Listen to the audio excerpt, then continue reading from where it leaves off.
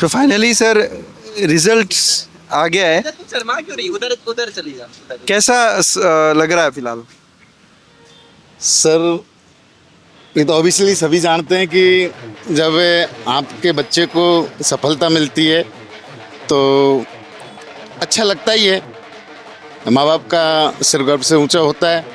लेकिन जितनी मैंने मेहनत की कहीं उससे ज़्यादा आप लोगों का योगदान है। मैं जब भी आप बुलाते थे हमेशा कोचिंग आता था, आप लोगों ने जैसा कहा ऐसा मैंने फॉलो किया। और अगर ये 6 घंटा सोया तो मैं भी 6 घंटा ही सोया था, इससे ज़्यादा नहीं सोया कभी भी। बहुत मेहनत किया। मैंने सर को भी ये पहले भी बताया था कि सर ये जितना भी नाइट में पढ़ता था या दिन में, तो मैं हमेशा इसके पास ही बैठा रहता था, इसके रूम में साइलेंटली मैं मेरा मोबाइल देखता रहता था या कोई किताब पढ़ लेता था, बट इससे पहले सोया नहीं कभी।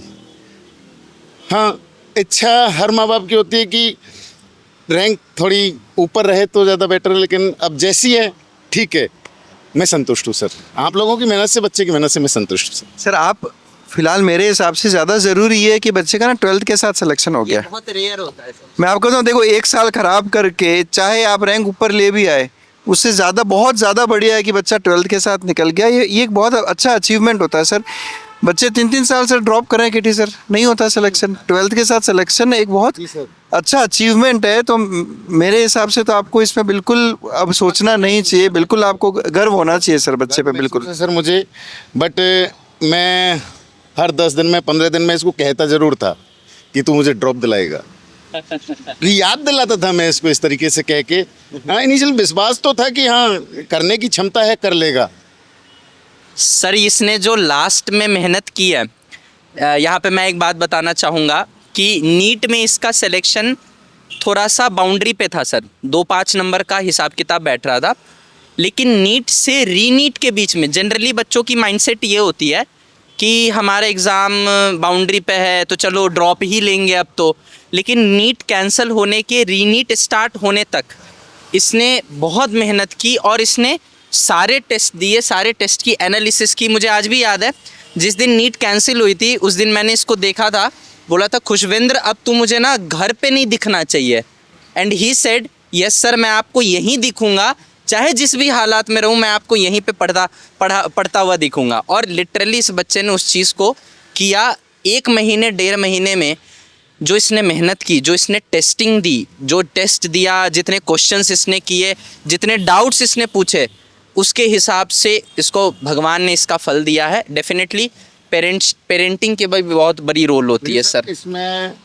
लास्ट के 3 महीना के लिए मैं एक बात और कहूँगा आपसे, हाँ, कि जितना योगदान आप लोगों का, पूरी फैकल्टीज़ का, बच्चे की मेहनत का, उनसे कहीं ज़्यादा हर्षल की मेहनत का। हाँ डेफिनेटली इस मेरे लिए हर्षल तुम इधर आओ यार। नहीं, ये बात मैं बिल्कुल मानता हूँ सर। मेरे लिए हर्षल की मेहनत मैं लाइफ टाइम नहीं भूल सकता। नहीं डेफिनेट, संगत से गुण आवत है, संगत से गुण जात।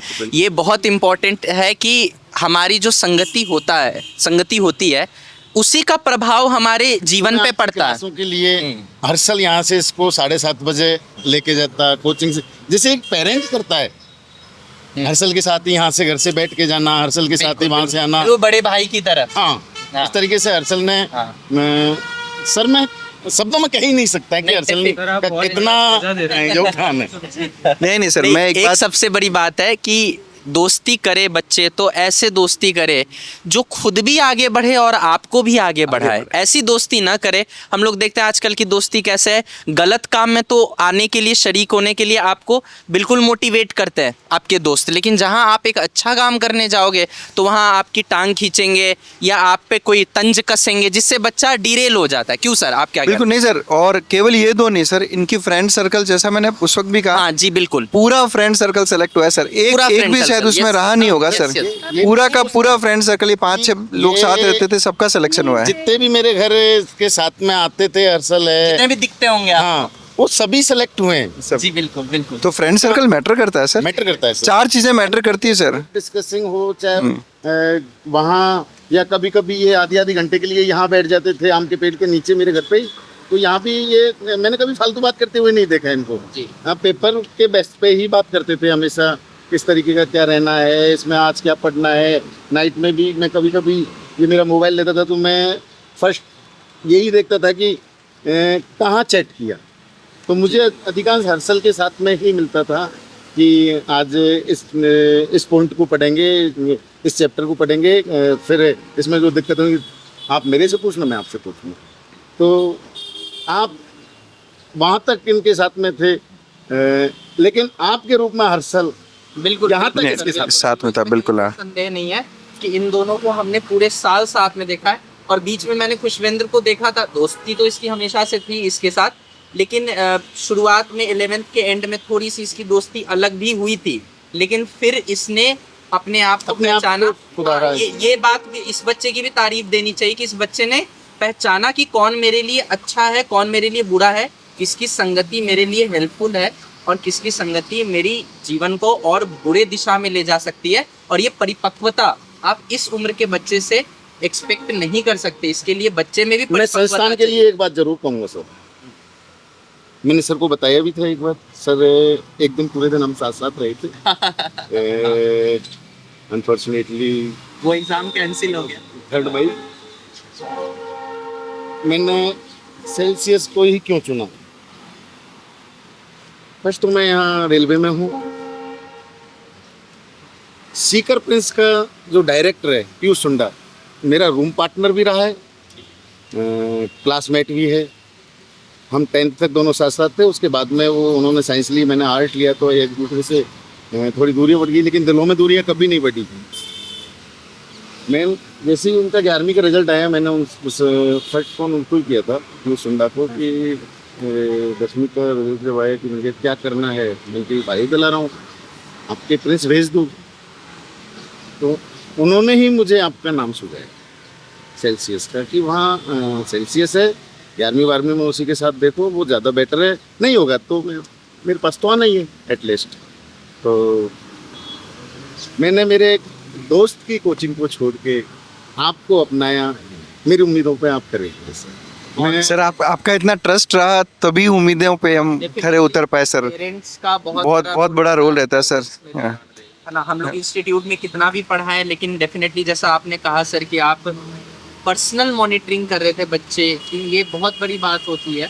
जनरली मैं देखता हूँ कि पेरेंट्स काम करके आते हैं जॉब से, तो वो उनका जो मतलब बच्चों को लेके एक सिंसेरिटी होती है वो कहीं ना कहीं लैक करने लग जाती है। बट कहीं ना कहीं आपने बहुत मेहनत की है सर बच्चे के साथ। मैम आप बताइए, आपको आज कैसा महसूस हो रहा है? बिल्कुल अपनी, क्योंकि ऐसा माना जाता है धरती पे सबसे बड़ा जो ओहदा है सर, है ना, जितने भी धरती पे रिश्ते हमारे होते हैं उसमें सबसे बड़ा ओहदा माँ का होता है। जब आप बताइए मैम, आपको कैसा लग रहा है? बहुत अच्छा है। हाँ, अच्छा लग रहा है, पत्र महसूस हो रहा है? अच्छा करा है। जब रिजल्ट आया ना मैम, आप जब रिजल्ट देख रहे थे तो सबसे पहला क्या रिएक्शन रहा आपका? मतलब रिजल्ट देखिए बहुत अच्छा ही लगता है, रिजल्ट अच्छा आता है तो देखो सर। नींद आ गई थी बराबर उस दिन? नहीं, नींद तो क्यों आएगी भाई, खुशी होती है। खुशवेंद्र तुम्हें कैसा लग रहा है आज? कैसा प्राउड फील हो रहा है कि आपके वजह से आपके पेरेंट्स को इतना अच्छा लग रहा है? सर अच्छा लग रहा है। सब पेरेंट्स जब प्राउड फील करते हैं तो वो सबसे ज़्यादा खुशी देता है। क्या एक सजेशन देना चाहोगे बेटा, अपकमिंग जो जनरेशन है फ्यूचर डॉक्टर्स का, उनको क्या सजेशन देना चाहोगे कि कैसे पढ़ाई करनी चाहिए, क्या स्ट्रैटेजी रखनी चाहिए, और सेल्सियस ने क्या हेल्प किया? सर कंसिस्टेंसी और टेस्टिंग ये दोनों बहुत इंपॉर्टेंट है। कंसिस्टेंसी मेरे से एक बार लूज़ भी हो गई थी तो उसका बहुत रिग्रेट है, बट टेस्टिंग जो सेल्सियस ने करवाई उस लेवल की शायद किसी ने नहीं करवाई। 200+ टेस्ट दिलवाए हर एक बच्चे को, हमको एक्स्ट्रा भी दिलवाए कुछ, उनसे बहुत ज़्यादा बेनिफिट हुआ था। डेफिनेटली। Yes. और बेटा आप अब अगर परस्यू करना चाहोगे तो आगे क्या परस्यू करना चाह रहे हो आप? सर अभी तक तो मतलब MBBS के बाद तक का तो सोचा नहीं है। वो 5 साल में सब कुछ एनालाइज करूँगा और देखूंगा कि कौन सा अच्छा है। बहुत अच्छा, वेरी गुड बेटा, प्राउड ऑफ यू। बेटा क्या नाम क्या है तुम्हारा? क्या नाम है? करण। भैया बदमाश है बहुत।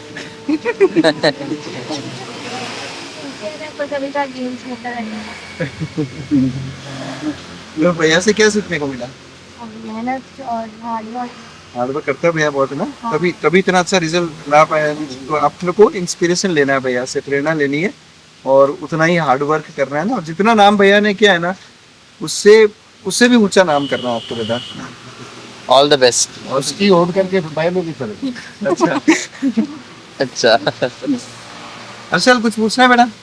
पहले इतना कुछ कह दिया मेरे, मैं तो इतना नहीं नहीं करता है बेटा। देखिए मैं सब Definitely. के अच्छे हैं बहुत अच्छे बहुत अच्छे। सबको एक ही बात बोलूंगा, देखो जितने भी नीट एस्पिरेंट्स हैं और उनके पेरेंट्स को भी एक ही बात बोलूंगा, एस्पिरेंट्स को पेरेंट्स को, देखो आपकी तो मेहनत रहेगी रहेगी। पेरेंट्स को मैं ये कहूंगा कि बच्चों के साथ रहें, उनको ऐसा फील ना होने दें कि कुछ बहुत ज्यादा बर्डन आ रहा है उन पे या प्रेशर नहीं डालना है। और सब एस्पिरेंट्स को मैं एक बात बोलूंगा, जैसे हर्षद और खुशविंदर है, कि आप बेटा हमेशा अपने फ्रेंड सर्कल को बहुत वाइसली चूज करें, यहीं से आपका सिलेक्शन होगा, क्योंकि आप अपना मैक्सिमम टाइम केटी सर आप हमेशा डेफिनेटली पेरेंट्स के साथ गुजार। भी हो, चाहे स्कूल में भी हो चाहे कहीं पे भी हो, तो इंस्पिरेशन आपको हर जगह से जरूर देखने को मिलेगा। And most importantly choose your friend circle wisely. आपके फ्रेंड्स ही डिसाइड करते हैं कि आपकी लाइफ में ट्रैजेक्टरी क्या होगी। अगर आप बहुत केयरफुल होते हो इस चीज़ में कि आपको किसके साथ फ्रेंडशिप रखनी है, किसके साथ उठना बैठना है, लड़ाई किसी से नहीं करना है, झगड़ा किसी से नहीं करना है ना, बट जो आपका बेस्ट फ्रेंड होगा वो कहीं ना कहीं आपके सोचने के तरीके को इम्पैक्ट डालता है, और जैसी संगत आप रखिएगा वैसे ही सक्सेस मिलता है। तो डेफिनेटली आप लोग का खुशविंदर को डेफिनेटली जो गाइडेंस है, जो खुशविंदर आप लोग को कहना चाह रहा है कि टेस्टिंग, और कहीं ना कहीं हमें ये चीज़ बहुत हेल्प किया कि टेस्ट के माध्यम से, रिवीजन के माध्यम से खुशविंदर की सारी चीज़ें एक अच्छे लेवल पे, एक डिसेंट लेवल पे पॉलिश हो पाई। तो डेफिनेटली उससे इंस्पायर होकर आपको भी टेस्टिंग और रिवीजन पे पूरा फोकस देना है। That is the key to success. और सर आप कुछ ऐड करना चाहेंगे? बस सर कैसा लग रहा है सर? एकदम ईमानदारी इतनी कुछ यही बोला नहीं जा रहा सर। नहीं नहीं सर, फिर भी अगर शब्दों में बयां करना हो तो आप क्या बताएंगे कि कैसा लग रहा है आपको आज? अपने बच्चे पे कितना फक्र महसूस हो रहा है? ये जो क्षण है जो बयां करने लायक है नहीं। हाँ डेफिनेटली पेरेंट्स को बहुत प्राउड फील तो होता है। इतना है सर कि मेरी फर्स्ट आदत तो ये है कि मैं जब भी ड्यूटी से आता हूँ तो मुझे ये जब हॉल में नहीं मिलता है तो मैं इसको ढूंढता हूँ घर में। हाँ जी, कहाँ प्यार गया? है वो तो सर, प्यार कहाँ और गया? केयर है। हाँ पर इसकी शक्ल आके देखने के बाद में ही मैं मेरे अगले काम घर में आके करता हूँ। बहुत बहुत बढ़िया बात है। तो ये एक इमोशनल मोमेंट है ना, जो हर बच्चे को ये सोचना चाहिए कि हाँ भाई, जो पेरेंट हमारे लिए इतना संघर्ष करते हैं है ना, उनको एक बार कम से कम जीवन में ऐसा मौका हम दे कि उन्हें भी प्राउड फील हो, है ना। और इसी से कहीं ना कहीं हमें भी अच्छा लगता है, हमें भी एक सक्सेस की फील आती है कि हाँ भाई, हमारे अगर पेरेंट्स हैप्पी हैं तो हम भी हैप्पी हैं। Exactly, if you don't want to do it for yourself, do it for your parents or for your teachers. और एटलीस्ट इतना कि आपके जितने छोटे भाई बहन है ना बेटा, एटलीस्ट वो तो इंस्पायर हो। Definitely. अगर आप ही गलत राह पे चलोगे, मेहनत नहीं करोगे, तो आप कैसे एक्सपेक्ट करोगे? डेफिनेटली, बिल्कुल बिल्कुल, है ना। ले भाई।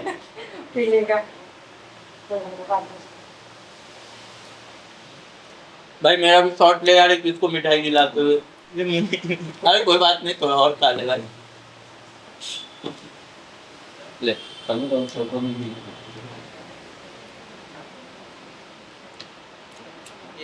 पढ़िए। हमेशा बच्चे को ये बोलना चाहिए है ना कि बेटा आप और अच्छा कर सकते हो और मेहनत कर सकते हो। तो कहीं ना कहीं उस चीज़ से, सबका अपना अपना तरीका होता है, बट कहीं ना कहीं सर ने डायरेक्टली इनडायरेक्टली इसको प्रोत्साहित किया और उस वजह से भी इसने मेहनत की है।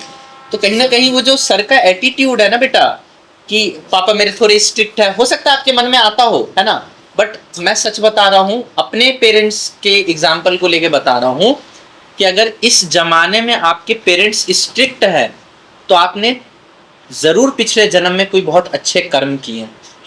ये बहुत बड़ी बात बोल दी है मैंने बेटा, कि पेरेंट्स आप पे ध्यान देते, स्ट्रिक्ट है, पूछते हैं आप कहाँ जा रहे हो, कहाँ आ रहे हो, आपकी दोस्ती कैसे लोगों से है ना, किस तरह के लोगों के साथ तुम उठते बैठते हो, किनसे बात करते हो, कैसी बातें करते हो। अगर कोई पेरेंट ये सारी चीज़ें देख रहे हैं ना, तो तुम सोचो तुम बहुत लकी हो कि तुम्हारे पेरेंट्स तुम्हारे पर इन्हीं सब चीज़ों से अफेक्शन दिखता है। अफेक्शन का मतलब ये नहीं होता कि बेटे ने आईफोन मांगा, आईफोन ला के दे दिया। This is not affection. Affection मतलब बच्चे को लायक इतना बना दे हम कि उसके पास किसी चीज़ की खुद ही कमी ना हो, है ना। तो कहीं ना कहीं वो तुम्हारे पापा का अफेक्शन ही था बेटा, जो तुमको इतना केयरफुल ऑब्जर्वेशन में तुम्हारे पापा ने रखा, और जिस वजह से कहीं ना कहीं उनको भी बहुत बड़ा ये क्रेडिट जाता है कि आज तुम जहाँ भी हो, उसके सफलता का है ना एक मैक्सिमम रोल उनको भी जाता है, एक मैक्सिमम पार्ट उनको भी जाता है। सर आज से 2.5 साल पहले मैं बहुत अच्छी तरीके से एक विज्ञान नगर में रहता था। सेपरेट मकान था, बिल्कुल मैं ही था उसमें और कोई नहीं था। सभी सुविधाएं थी, लेकिन जैसे ही इसका 10th हुआ मुझे मेरी शुरू से ये आदत रही है सर कि या तो आप स्कूल के नज़दीक रहो या हेल्थ फैसिलिटी है उनके पास में रहो या आपके ऑफिस के पास में रहो। तो मैंने चॉइस किया कि मैं बच्चों के स्कूल या कोचिंगों के आसपास अपने आप को सेटल्ड करूँगा। 10वीं तक डीएवी स्कूल के पास में जस्ट विज्ञान नगर फाटक पे रहा। जैसे वहाँ से इसका 10th हुआ फिर चर्चाएं चली कि क्या सब्जेक्ट लेना है क्या नहीं लेना। तो फाइनली बायो के लिए इसका भी मन बना। मेरे तो इनिशियल मन में था ही, लेकिन मैं कह नहीं पाया। मैंने कहा फर्स्ट इससे ही पूछा जाए कि क्या लेना चाहता है, तो इसके बायो के लिए ही बोला। तो वहाँ से मैंने इमीडिएटली खाली किया और आनंद फानंद में ऑन बोर्ड यहाँ लेकर ले लिया, क्योंकि आपका कोचिंग भी नज़दीक रहेगा, यहाँ से मेरा ऑफिस भी नज़दीक रहेगा। बच्ची का ऑल सेंट में करवा दिया। तो मतलब कितना सोच रहे हैं सर, मतलब आप ये देखिए मैं उस घर को खाली करके आया था जिसमें मेरा बहुत ज़्यादा अटैचमेंट था सर, बहुत ज़्यादा अटैचमेंट। नहीं, कहीं ना कहीं ये भी अटैचमेंट है सर कि आप कि अपने पेरेंट्स के लिए आपको कितना थैंकफुल होना चाहिए कि वो आपके लिए इतना सोचते हैं। You are very lucky that your parents are so much sincere and so much alert for your success and everything। Sir life का पहला टीचर पेरेंट्स ही होता है सर। क्या नाम है बच्चे का?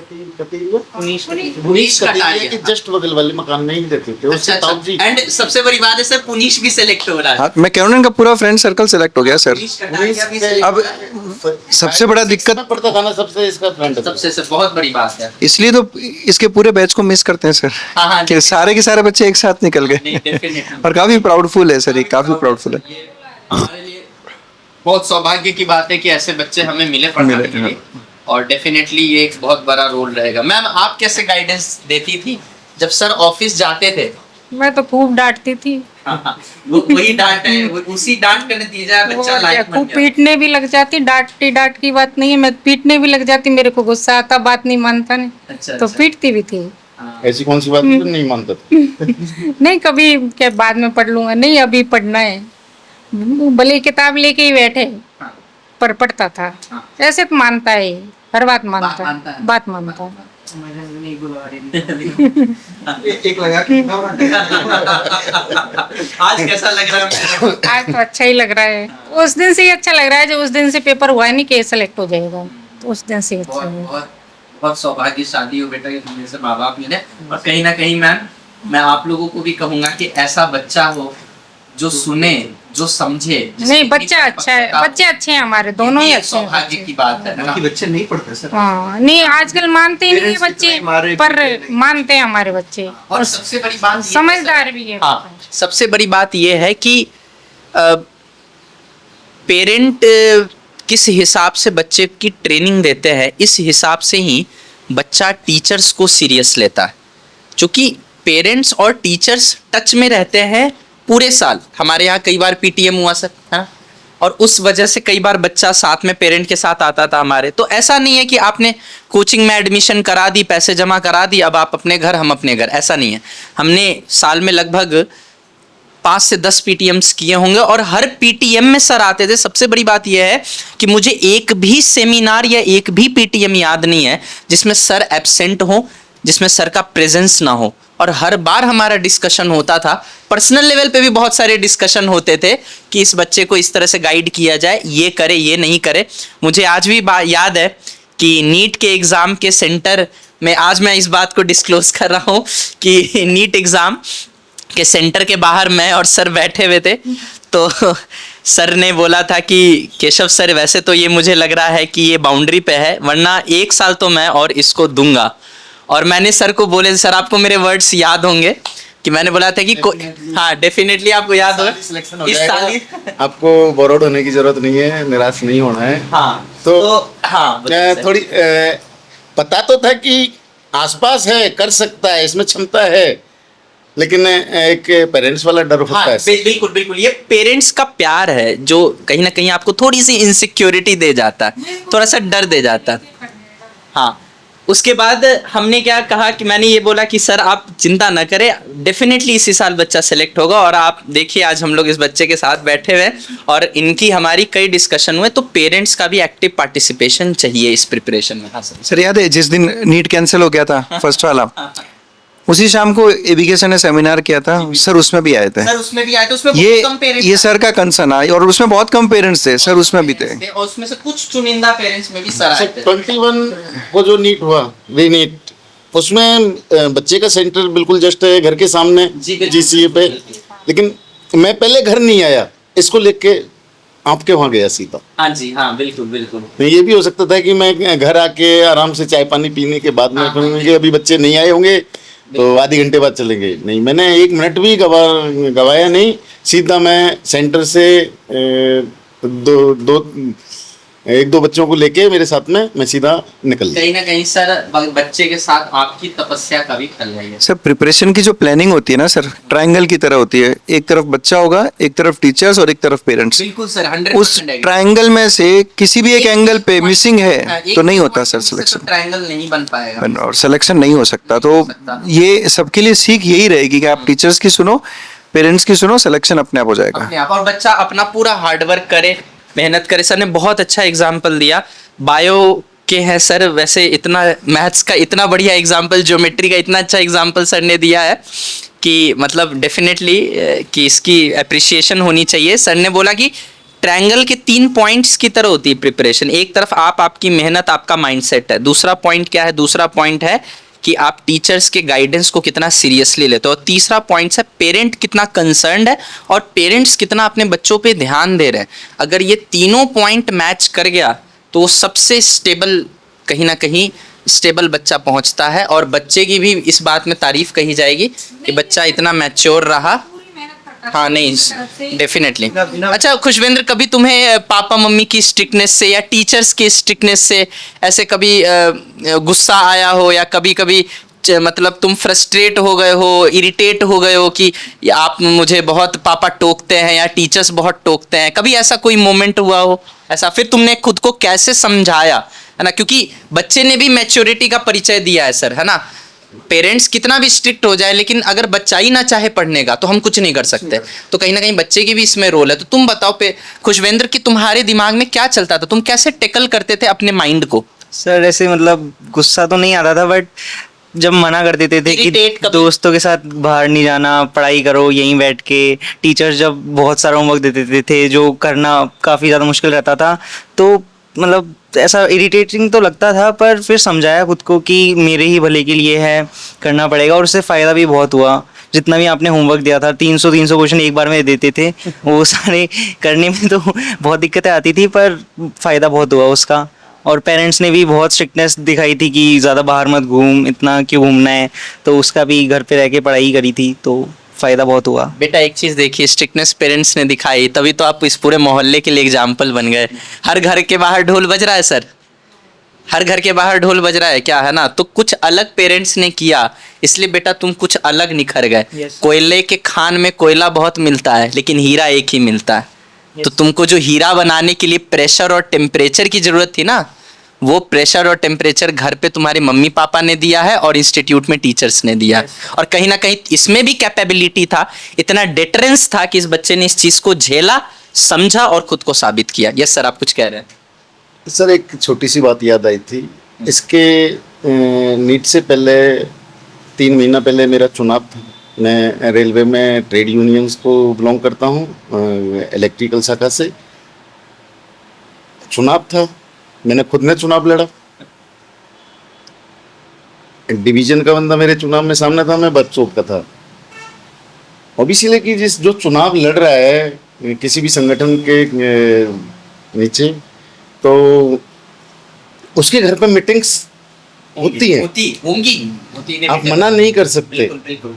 लोग आएंगे, आपसे चर्चाएं करेंगे, कैंडिडेट से नहीं करेंगे, किससे करेंगे सर? लेकिन वो 25 दिन का कैंपेन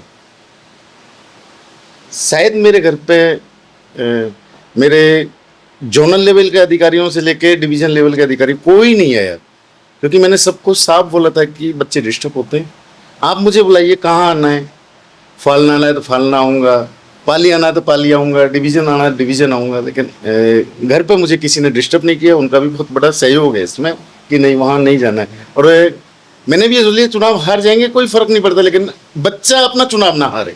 बिल्कुल सर, बिल्कुल, बहुत बहुत अच्छी बात बोली सर ने, लिटरली बहुत अच्छा। बजाओ। बहुत बहुत बड़ी बात आपने बोल दी सर कि हम चुनाव हार जाए लेकिन हमारा बच्चा जिस चुनाव में लड़ने वाला है वो चुनाव ना हारे, और बच्चा जीत गया है तभी इसके ऊपर माला है। और सर कहीं ना कहीं मुझे ऐसा लगता है कि एक पेरेंट को और एक टीचर को अपनी खुशी से ज़्यादा अपने बच्चों के सक्सेस में खुशी मिलती है। अपने सक्सेस में जो खुशी मिलती है उनको वो तो मिलती है, उससे ज़्यादा खुशी कहीं ना कहीं है ना बच्चों के सक्सेस में मिलती है। और कहीं ना कहीं इस बच्चे ने आपका सपना पूरा किया है सर, तो इसको भी इस हिसाब से रिवॉर्ड जरूर मिलना चाहिए, ये मेरी सिफारिश है आपसे। बिल्कुल नहीं, इसको आईफोन का बहुत शौक है जितना मैं देख पा रहा हूँ। दिला दिया, अच्छा दिला दिया। देखिए बताइए फोन हाँ जो भी हाँ उसने कहा कि नथिंग 3 लूंगा। अच्छा नथिंग 3 लेंगे, चलिए। तो देखिए बच्चों, अगर आप लोग चाहते हैं कि अगर आप टेक सेवी हैं हमारे खुशवेंद्र की तरह, अगर आपको ऐसे टेक्नोलॉजी या गैजेट्स का बहुत शौक है तो आप खुशवेंद्र से सीखें, है ना। हर माँ बाप जो भी बेटा पैसे कमाते हैं, पैसे बचाते हैं, आप ही के लिए बचाते हैं, है ना। अलॉटमेंट के बाद में ये जैसे भी लैपटॉप के लिए मेरे से कहेगा, हाँ जिस पे अपडेशन फास्टली आते हैं, सबसे पहले आते हैं, चाहे वो 1.5 लाख का हो, 1.25 लाख का हो, कैसा भी हो, मैं इसको ला के दूंगा। देखिए ये होती है एक पेरेंट्स का इमोशन, समझिए। कई बार ऐसा लगता होगा कि मैंने अपने पेरेंट्स से ये मांगा वो मांगा नहीं मिला, ऐसा नहीं है। जब बाइक नहीं, बाइक तो बिगड़ने का साधन है सर, बाइक तो देनी ही नहीं है।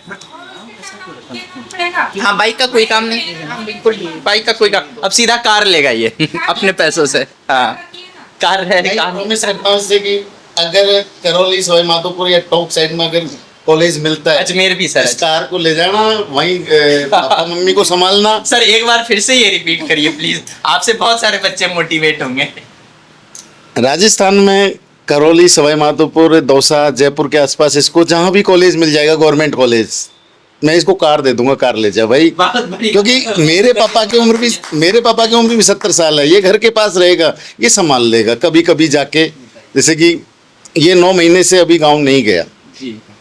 मैं 9 महीने में 9 बार जाके आ गया।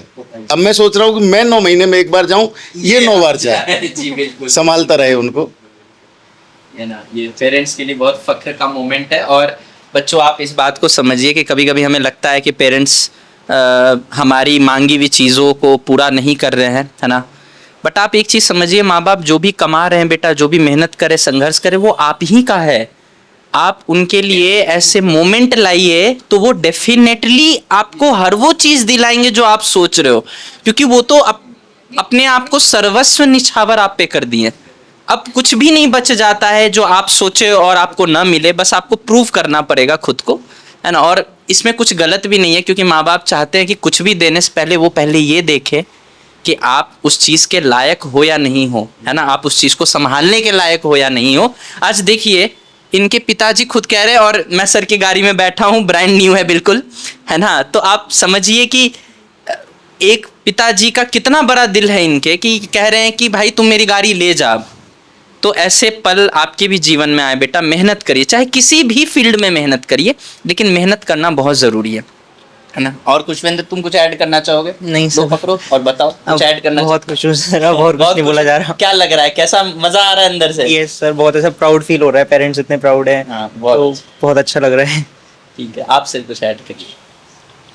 बस सर मैं फाइनली यही कहना चाहूँगा कि मेहनत किया है खुशवेंद्र ने, हर्षल ने, सब ने बहुत मेहनत किया है। और मेहनत बेटा देखो, ऐसा नहीं होगा कि आज तुमने डिसाइड किया और नीट का एग्ज़ाम है 2 महीने बाद। बहुत सारे बच्चे मैसेजेस करते हैं सर कि 120 नंबर आ रहे हैं, 1 महीने बाद नीट है, मेरा सिलेक्शन हो जाएगा। कैसे हो जाएगा बेटा सिलेक्शन? आपकी मेहनत शुरू होती है बेटा। आप रैंकर्स देखते हो ना, वो आप हमेशा 9th 10th 11th 12th बिल्कुल स्टार्टिंग से ही मेहनत करनी होगी। और मेहनत पेरेंट्स को भी स्टार्टिंग से करनी होगी, टीचर्स को भी करनी होगी, बच्चे को खुद को करनी रहेगी। और एक्चुअल में सर हम चाहते भी यही है कि नीट में सिलेक्शन उसी का हो जिसने जो मेहनत करके यहाँ तक पहुँचा हो, क्योंकि मेडिकल फील्ड अपने आप में सर एक बहुत नोबल प्रोफेशन है।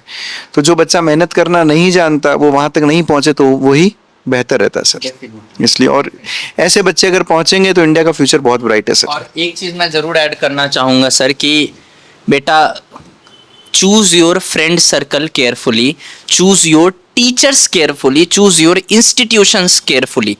बिकॉज एक बात हमेशा याद रखना, बिहार में एक कहावत कही जाती है सर कि चींटियाँ कितनी भी झुंड में आ जाए कभी भी गन्ना घसीट के नहीं ले जा सकती। तो खुद को चींटी मत बनाना, ना चींटियों के झुंड में रहना, है ना। जबकि चींटियाँ बहुत मेहनती होती हैं, पर फिर भी उस पर्टिकुलर सिचुएशन में इस एग्जाम्पल को दिया जाता है कि अगर गन्ना मीन्स ईख जो होता है उसको अगर घसीटना है तो चींटियों के, ऑब्वियसली उनको मीठा पसंद है, लेकिन चींटियों के झुंड से नहीं आप निकाल सकते हो इस चीज़ एग्जाम को। कहीं ना कहीं आपको एक टीम चाहिए, एक स्ट्रॉन्ग टीम चाहिए जो आप पे ऊपर मेहनत करे, आप भी उस मेहनत को रेसिप्रोकेट करो, है ना। क्योंकि जब तक रेसिप्रोकेशन नहीं होगा स्टूडेंट के साइड से तब तक आप रेजोनेट नहीं कर पाओगे कंटेंट के साथ, है ना।